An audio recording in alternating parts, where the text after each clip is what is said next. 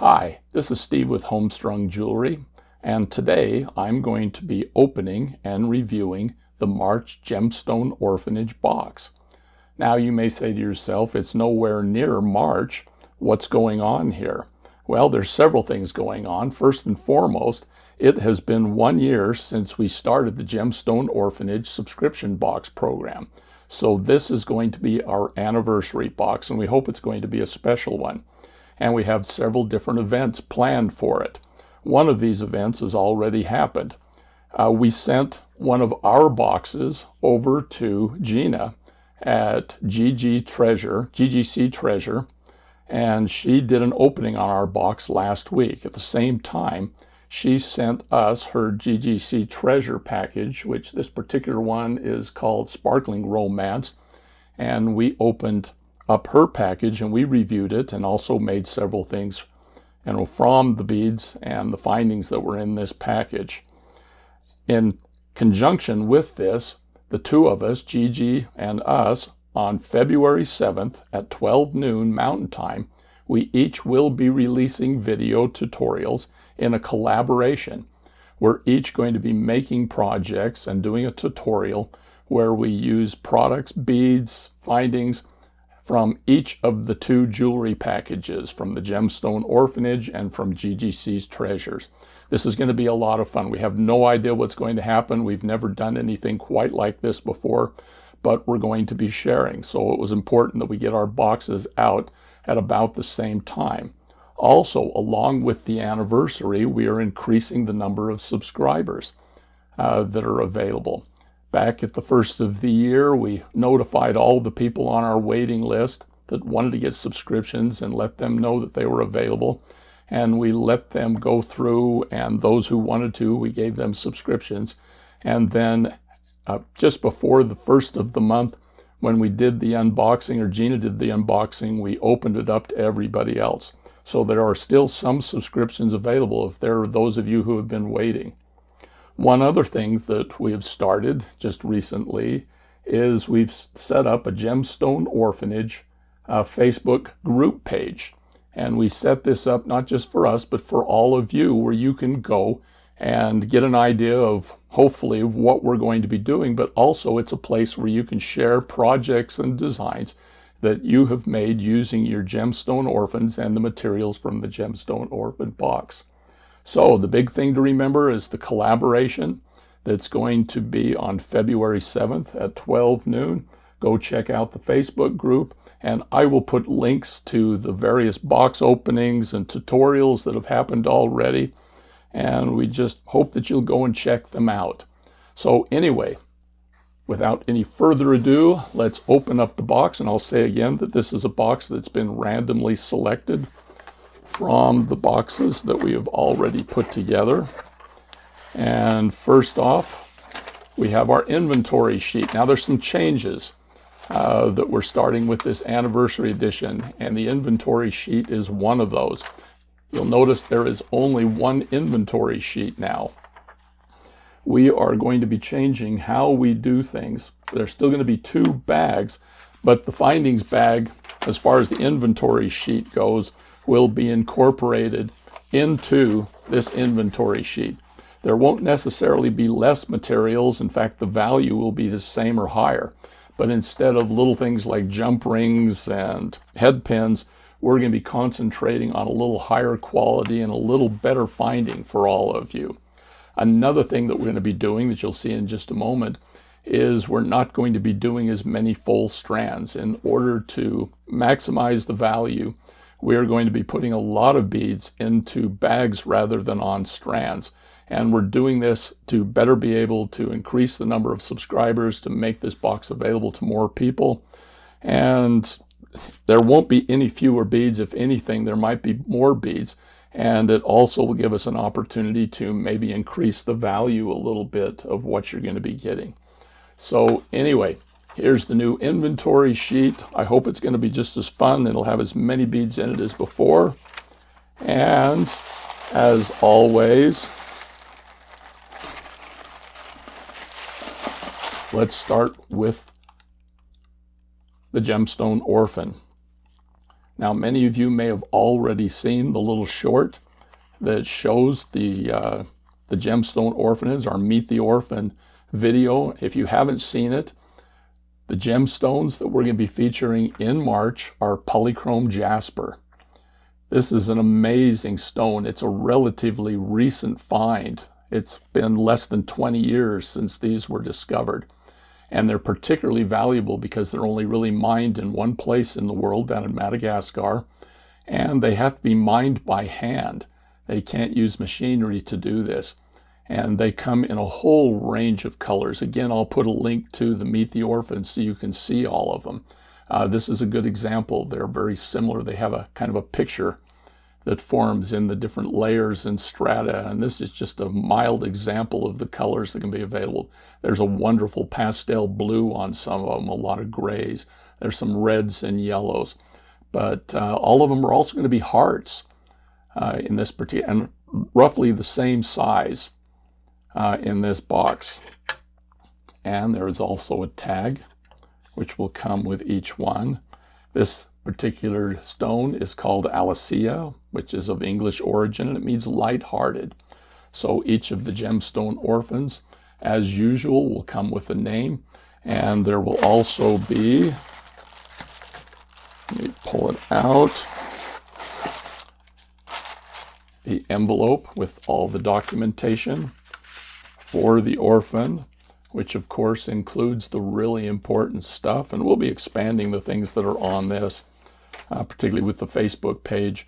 And then most importantly of all, we have Meet Alicia. This is your adoption certificate with pictures of your stone, a description of what it is, a little more information about what Polychrome Jaspers are, measurements, and of course the registration number. And we encourage you also to look at this and find out a little bit about this stone. It was kind of an accidental discovery. The miners, the prospectors, were looking for something else entirely when they discovered this new stone. And there's some cautions that go along with it, because there are a number of stones out there that are being put across as Polychrome Jaspers that really aren't. But all of ours here came from Madagascar and are officially registered. Now there are 2 bags in this kit, and we will go over those in just a minute. But let me tell you about a special gift that's our anniversary present to all of you. We're calling these gemstone dollies, and these are little cabochons. And what's fun about this particular cabochon right here is moss agate. And any of you who have been with us from the very beginning know that our very first Gemstone Orphanage offering, the Gemstone Orphan, was a moss agate. And what we've done for these gemstone dollies is that we have taken cabochons that represent the different boxes that we've distributed throughout the year. There are Picasso Jasper dollies, there are amethyst dollies, there are dollies from all the different months. And you will just randomly receive one of these, and it will come in its little package. There'll be a little more information about where it came from. Now, let's get to the bags. Give me just a second to lay it all out, and we'll talk about what's in each of the bags. Okay, let's get started with the first bag. And the first item in this bag are carnelian rounds. Now again, they're in a little bag now, but these are 6mm rounds. There are 28 of them. These are a little unique in that they have 1mm holes, a little bigger hole than normal. So if you like to do knotting with a cord, these would be just perfect for you. Again, this is an A grade 6mm with a 1mm hole. Next, we have a carnelian frosted round. This is also 6mm frosted, normal size hole, but it'll be a really good complement, I think, for the other 6mm carnelian bead. Then we have some huge carnelian. Okay, these range in size from 9 to 12 millimeter. They have a crackle. And there are 8 of these, various sizes. These are a lot of fun. I think there's some good projects that almost anyone could probably think of to use with these. Get those down here, and again, look how they complement everything. Then we have some A-grade carnelian bamboo cut beads. Again, this is an A-grade. There are 6 of them. They're 12 by 8 millimeter. Now look at the rich color in there. Carnelian, unlike the polychrome, has been around for a long time. Carnelians goes back as much as 5,000–6,000 years. It's a good stone. The Romans used them for signets. Everyone thought that they were a royal stone because it was red, I guess. It was associated with blood. Now, in this bag, we have a couple of stones.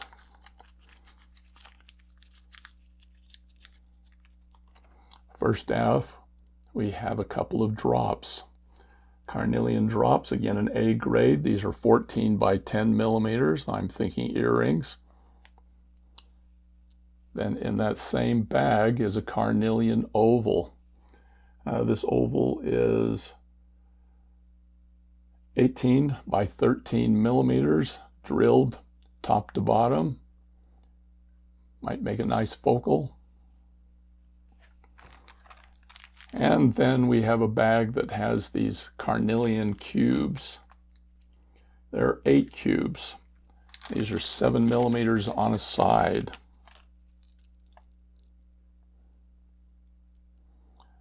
Got different shades of carnelian there. We're already talking things that we can do with the carnelian. Next, we have some abacus. Excuse me, these are, well, they're calling them a rondelle, but it could be an abacus. This is an A grade. They're 8 by 5 millimeter. You get 10 of these. A lot of sparkle with the faceting. You can see that these also look like they'll go well with our orphan. Now we have some A grade faceted coins. These are 6 millimeters. There are 10 of these in the bag. If I can get them out for you.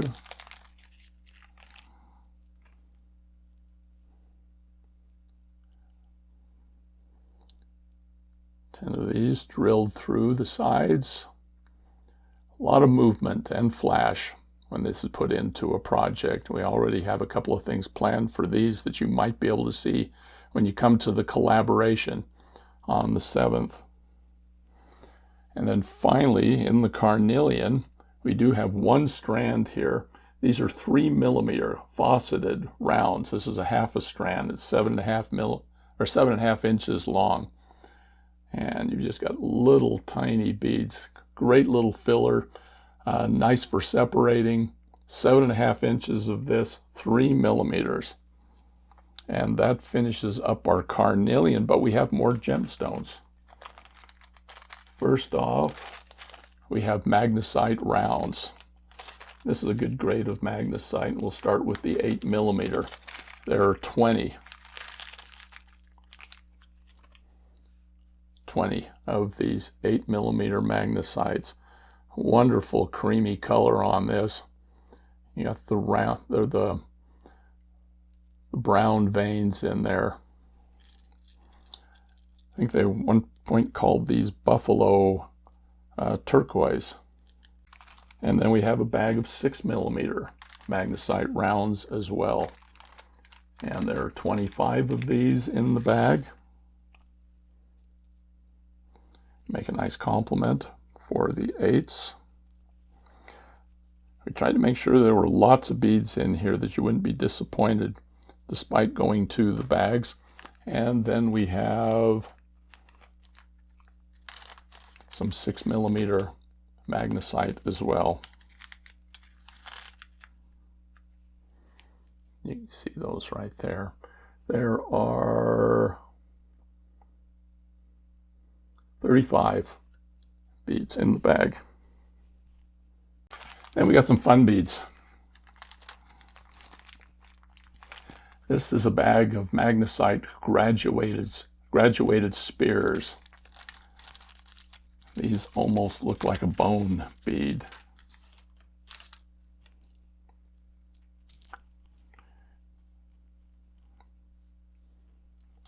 You see we got different lengths. You got one really long one. And then they just go out from there. I believe Gina made, she made a necklace and earrings out of hers. They looked really kind of cool. But very much a bone look to these. Very native looking, very primitive. And we've got one of my favorites right here. A couple of things in the bag. And be sure you check, because we sometimes put more than one product in a bag.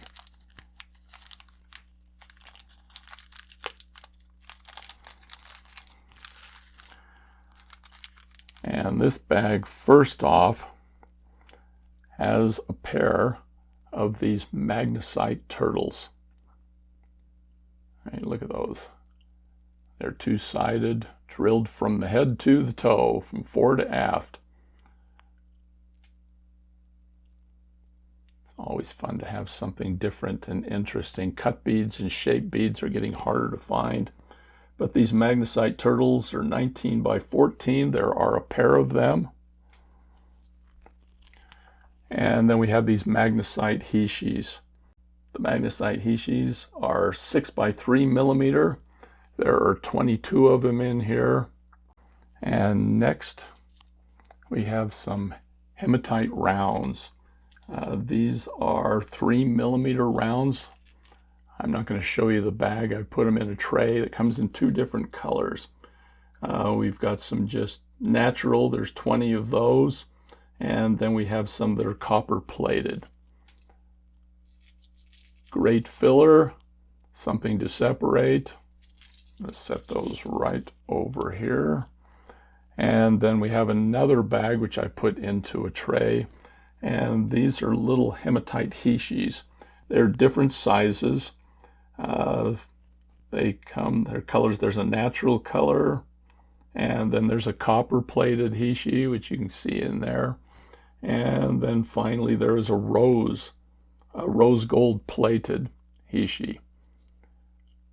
Everything from little tiny to, looks to me like it's almost 4 millimeters on that. 4 by 2, I think, on those bigger ones, the rose gold ones. The others are just various shapes and cuts and sizes. Just gives you a nice thing, some fun options to work with. Now we also have some pearls, all different kinds. The first set of first set are shell pearls. Shell pearls, they're not a natural pearl, but they are made with actual shell, which are cut into these little spheres. And then every manufacturer has their own little secret formula for coating them. I really like working with shell pearls because to me they're the closest thing to a natural pearl, even though they're, perfectly round, but they're roughly the same weight. They have the same appearance as natural pearls. Hide those up in the corner because we have some cultured pearls, real pearls. Okay, there's a half a strand of these blister pearls. I love blister pearls because of the luster on them. Blister pearl usually forms up against the shell of the mussel, the shellfish that it forms in, and so it's all nacre. It's all shell material, and so you can get some wonderful colors out of these. The size on these are roughly, well, they vary, but it looks like it's anything from about 8 to about 14 millimeters.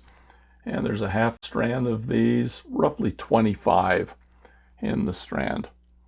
And then we have some glass pearls as well, various colors. These glass pearls are roughly a half a strand. They're 8 millimeters, approximately 24. tried to stay with colors that we thought would go with the projects here today. 8mm glass pearls. So you've got 3 different types of pearls in this kit. You've got real freshwater pearls, you've got shell pearls, and then you've got a fairly high grade of glass pearl.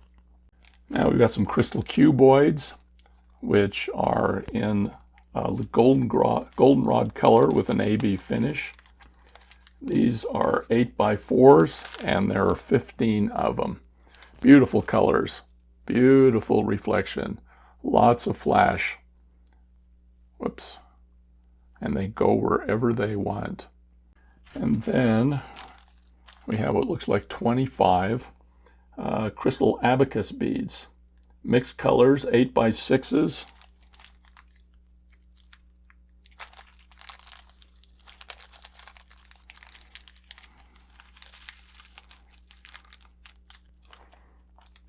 Got some fun flash on there.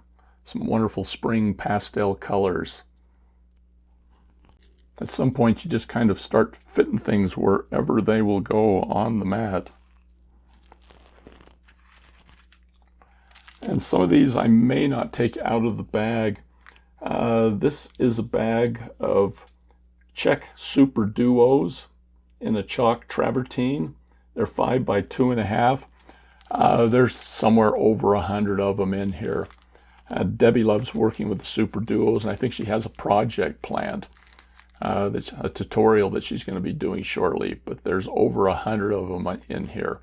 I'm not as much of working with seed beads and the different Czech beads as Debbie is, but when I have used them, these gem duos, or these Super Duos, can be a lot of fun to work with. And then along with those, we have some twisted bugles. These are an AB camel color. They're 12x2mm, and there are over 50 of them in the bag here, for those of you who like to work with bugle beads. And then we have some Czech crystal bicones. This is an A grade. These I am going to pull out just to show you the sparkle in these beads. This is a custom mix. They're 4mm. There are roughly 30 of them in the bag. Czech bicones. And then finally, these I am not going to take out of the bag. These are a Miyuki seed bead. These are a size 15/aught. They're silver lined. The color is root beer. There's 2 grams in here, which is a lot of beads. If I took them out of the bag and just sneezed once, they'd be all over the room. But a real tiny little Miyuki bead. Again, I think Debbie may have a project planned where she's going to be using those. So here's all the beads that are in the first bag. Let me get this cleaned up, and we will show you the second bag, which is right here. And here is everything that is in the second bag. And these are mostly finding and stringing materials. As I said before, with this upcoming year, we're going to try to get some more quality type things and less of the little tiny cheap incidentals. And we're going to start right off with these antique copper earring hooks. A little bit different than the usual coil and ball. There's 2 pair of these. Just a real simple earring. You just put a hanger on there and close it up. But there's 4 of these. They're 22x11. And then next, you will get one of 2. Both of them are rose gold plated. This one, this ear wire, has a little CZ, just a little tiny CZ that you can see down on the other one. The other one has a little design and pattern on it. Each one of them have a loop that something can be hung on it and dangled from it. But there are a pair of these. These are roughly 28x18mm. They're fun. And then we've got a pair of these stainless steel studs that have been rose gold plated. A pair of these with a little hanger hole. These are roughly 16x16mm. You can see it's got some texture to it and some bends so that it will draw attention. And they have a metal ear nut on each one of those. And then we have a pinch bell. Again, this is rose gold with a little CZ again on there. And then just a cute little pinch bell. With the bell on the top, little stirrup.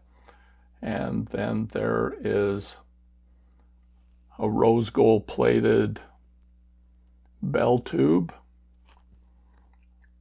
Not very big, just nice and easy. It has a heavy plating on it though.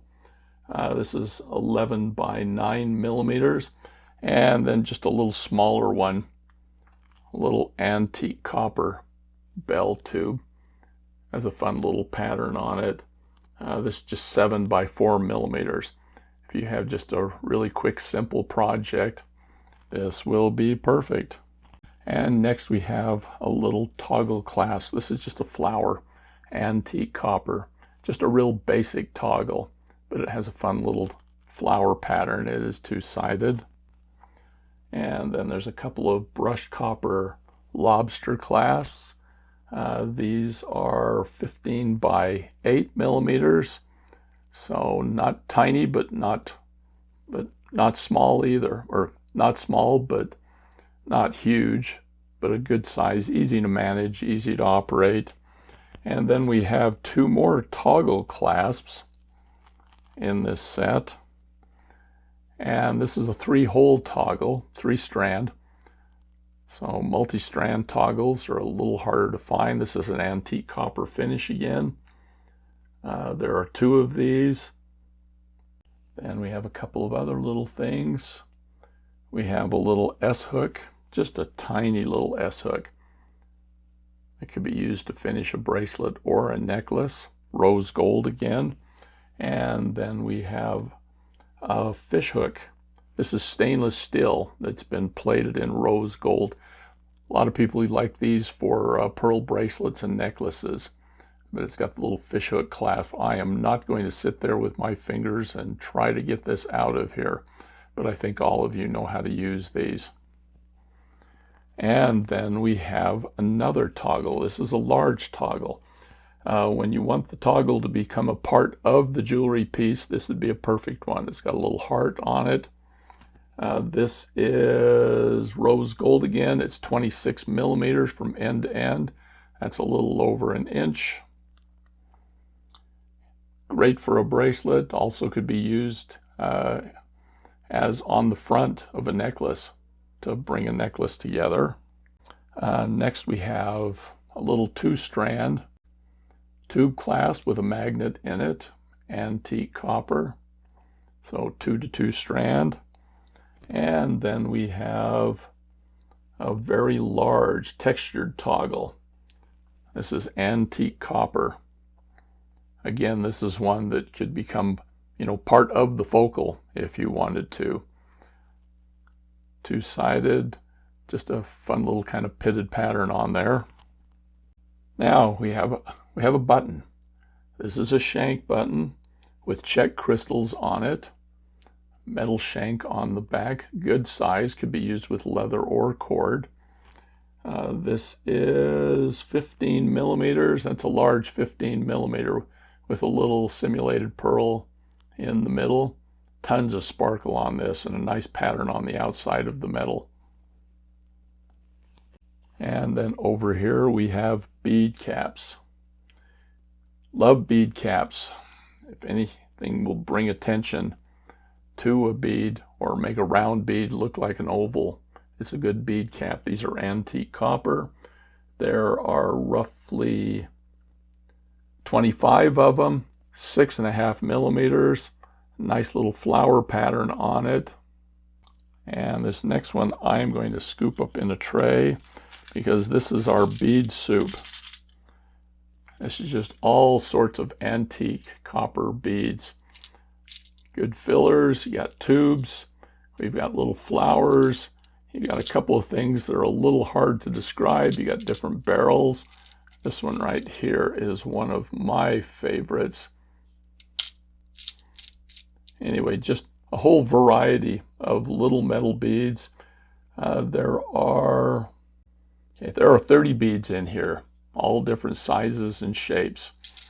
Just nice to have in your kit, something that you can pull in when you need something interesting. All right, over here we have a set of antique copper. These are just connector loops.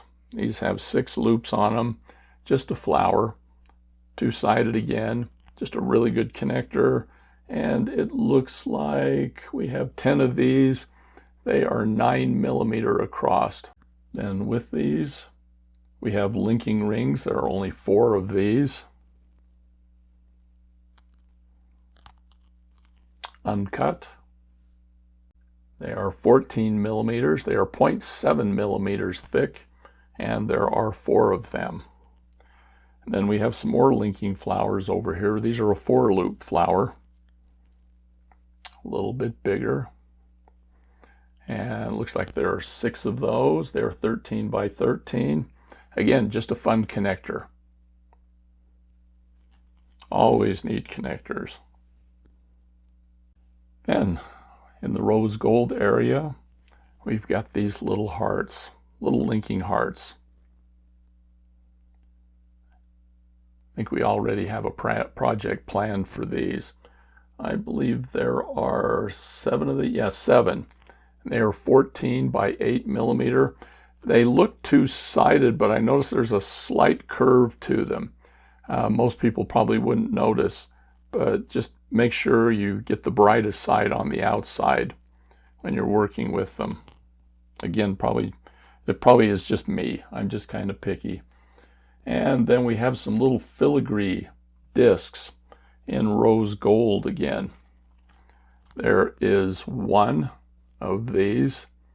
It's just kind of a very fancy pattern, 13mm. And then there are 2 over here that are more of a flower pattern. Again, these are 13mm. There's 1 of the one, 2 of the others. Just wherever you can fit them into a project, they will look really cool. And then we have we have 2 pair of cord ends. These are a 2mm cord end on the inside, 3mm on the outside, roughly 8mm long. 4 of them again. They have a loop on the end. And I believe that does it for our findings, but we have some stringing material. First off, we have this distressed leather. This is 2mm. There is 1 yard of this. And then we have some cordage. This is 1mm nylon cord. It's got this kind of variegated pattern to it. There are actually 5 yards of this for those of you who do decorative knotting, macrame type jewelry, Chinese, Korean knotting. There are 5 yards of this cord, which should be enough to do some sort of a project. I think Debbie had something in mind. And then finally, I'm not going to take it out, but we have a length of stretch cord. There's 1 yard of stretch cord in here. This is a 0.6, 0.7mm. It's a very high quality stretch cord. If you need something a little stronger, we suggest doubling it, and just make sure you tie it very securely when you're done. This is the second bag, along with the first bag. This is the March anniversary edition of the Gemstone Orphanage Subscription Series. Now, if you will hang around to the end, we actually have our little showcase at the end, but we have a guest jewelry maker. We have Colleen Sinkowitz, who has submitted some designs for us, and we've decided, very kindly she did this for us, and we're going to be featuring them at the end along with a couple of things maybe that we've done. And we encourage you to stick around and look at that. Colleen's been helping us with our Facebook group, and so we would encourage you to go check that out again. Also, don't forget about the collaboration at noon Mountain Time on February 7th. We would appreciate it if you would hit the like button. Also, go ahead and click on the subscribe and ring the notification bell. And that way, when we come up with tutorials and other projects in the future, you'll be notified instantly. We thank you for coming today and look forward to seeing you in the future.